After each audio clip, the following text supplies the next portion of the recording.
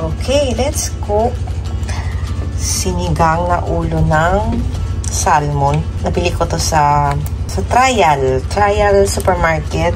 Mura lang siya. Norway nga lang siya, pero okay na yan. Ayan. $2.98 lang yan. Tapos, may ulo na siya. Tapos, may laman na sa loob.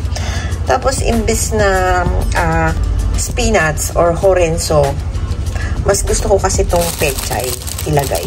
So, pechay ang ilalagay ko at enoki.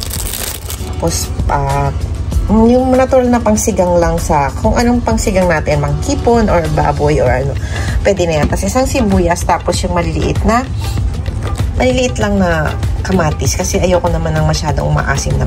Pangpalasa lang siya. Basta meron naman siya ng pangsigang. Gamit ako ng frying pan na medyo malalim, tapos non-sticky, ganyan. Ganito ang ginagamit ko kaysa sa kaserola. So, bali, huhugasan lang ng maigi yung pechay. Tapos, puputulin ko siya. Kukunin ko itong puting part na medyo matigas para uunahin ko siya. Ilalagay ko dito sa ilalim nitong pan. Ayan, parang ganito. Ito yung sibuyas, kamatis, tapos ito yung pechay. Tapos, ipapatong ko dyan yung salmon. Ayan. Kasi, madali lang siyang lumambot yung salmon. So, lalagyan ko na rin siya ng tubig. Tapos, pakukuluan ko na siya ng nakalagay na lahat dyan yung salmon. Ilalagay ko lang dyan sa ibabaw.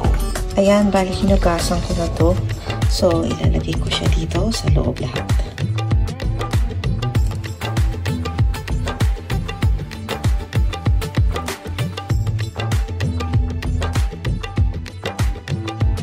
Tapos, maglalagay lang ako ng konting asin. Ganyan lang. Wala pa tong kalahati sa kutsara na asin. Ayaw kasi din ng maalat.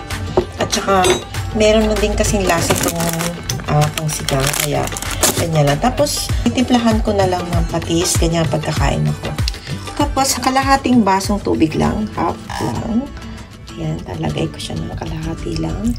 Ano ko yung sa may mga bandang asin para hindi siya para kumalat yung niya, alat niya. Yan, ganyan. Kaya konti lang nilagay kong tubig kasi lalabas yung sarili niyang tubig, tapos magtutubig din yung isda, tsaka yung kamatis, yung sibuyas, tsaka yung gulay.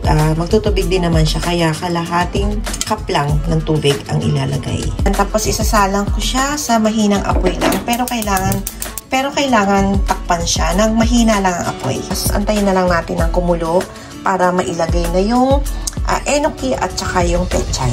Kung maglalagay kayo ng patis, guys, meron dito sa Japan na nabibili. Ayan. Nampura ang tawag. Nampura. Sa mga hindi nakakaalam, guys, ito po ang patis ng Japan. Ayan na, kumukulo na. Lumalabas na yung sarili niyang tubig.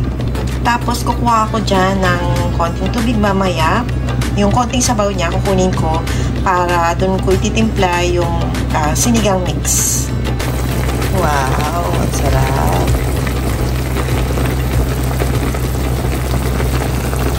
Bali, hindi ko ito hinahalo kasi baka madurog. Kaya ang ginagawa ko, kumukuha lang ako ng sabaw. Ganyan. Tapos, yan. Inilagay ko na rin yung enoki tsaka yung dahon ng pechay. Tapos tatakpan ko ulit. Kapag alam kong luto na yung gulay, nilalagay ko na yung ginawa kong pangsigang mix. Ayan. Yung sabaw na lumabas sa kanya kanina at saka yung sinigang mix, pinaghalo ko lang. Tapos ayan, binuhos ko lang, tapos halo-haluin lang ng konti. Ayan. Tapos maggagawa na lang ako ng sausawang kong patis mamaya pagkakainin. Ayan, let's go, let's eat. Luto na po ang aking sinigang na ulo ng salmon. Yung iba naglalagay ng miso, pero okay na to sa akin. Ang nilalagay ko sa miso yung isang isda. Pero dito sa salmon, hindi ko nilalagyan ng miso. Gusto ko ganyan lang yung lasa niya. Let's eat, guys! Mas masarap sana to kung merong siling pangsigang. Kaya lang, hindi ako nakabili ng siling pangsigang. Kaya wala tong sili, guys. Pero, pwede na to. Masarap na rin. Yun. Sarap.